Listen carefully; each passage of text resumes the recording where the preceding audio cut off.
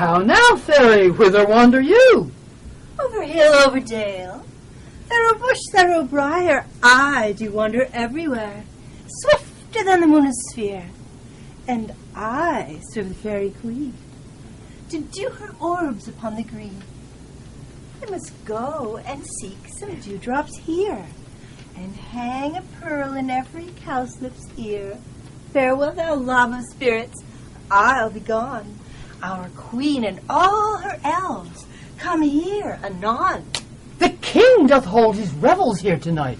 Take heed, the queen come not within his sight, for Oberon is passing fell in wrath, because that she, for her attendant hath a lovely boy, stolen from an Indian king. She never had so sweet a changeling. And jealous Oberon would have the child knight of his train to trace the forests wild. But she, perforce, withholds the loved boy.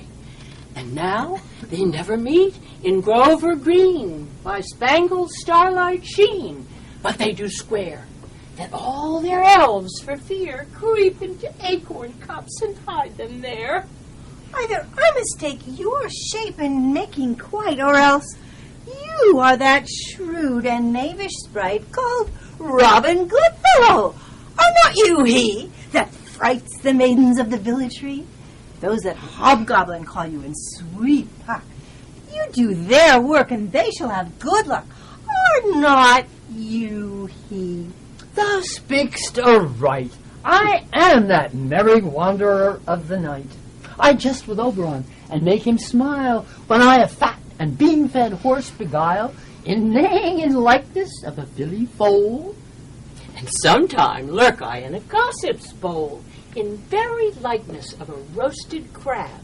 And when she drinks, against her lips I bob, and on her withered dewlaps pour the ale. And then the whole choir hold their hips and laugh. But run, fairy, here comes Oberon. Oh. And here my mistress, would that he were gone.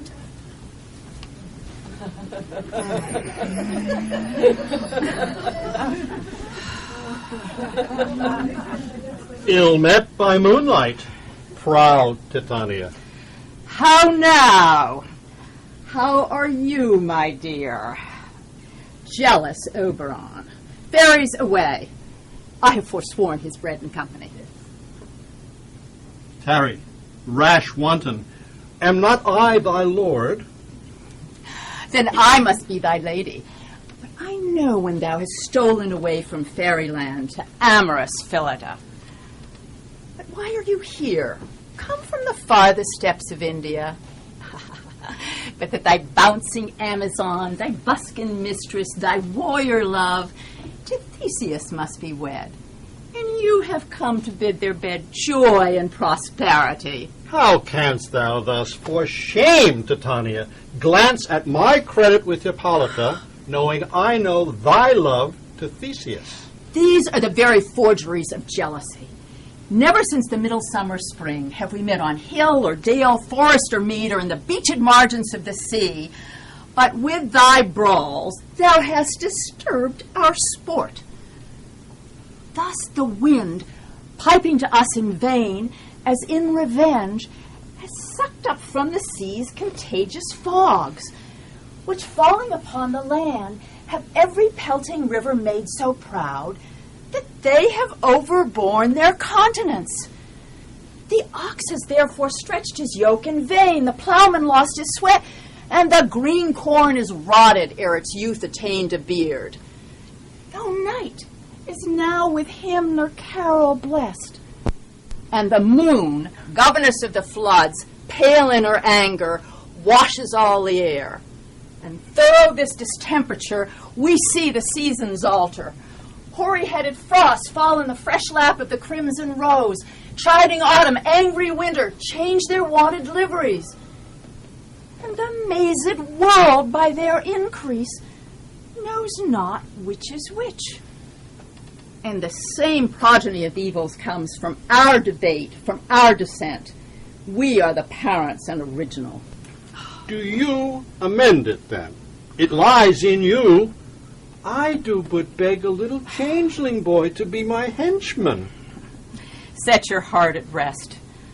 A fairyland buys not this child of me.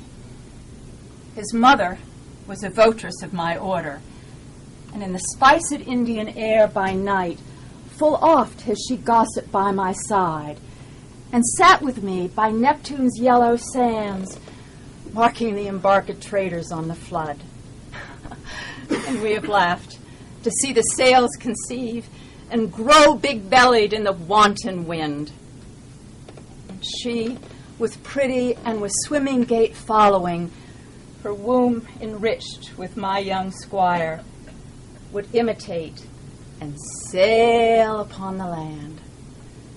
But she, being mortal, of this boy did die, and for her sake do I rear up this boy, and for her sake I will not part with him. How long within this wood intend you stay? Well, chance till after Theseus' wedding day. But if you would patiently dance in our rounds and see our midnight revels, go with us. If not, shun me, and I will spare thy haunts. Give me that boy, and I will go with thee. Not for thy fairy kingdom. Fairies away.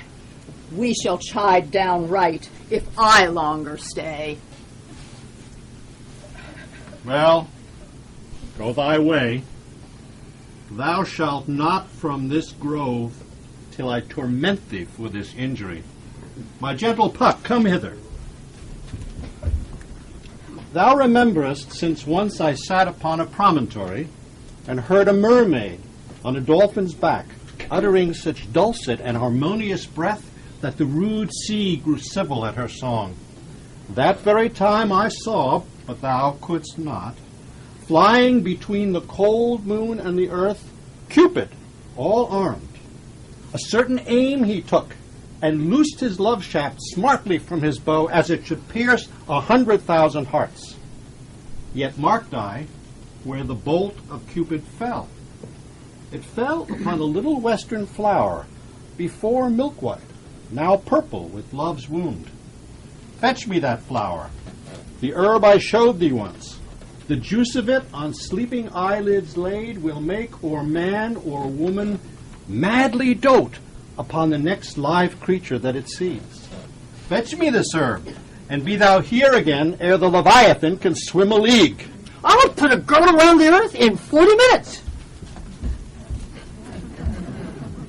Having once this juice, I'll watch Titania when she is asleep and drop the liquor of it in her eyes.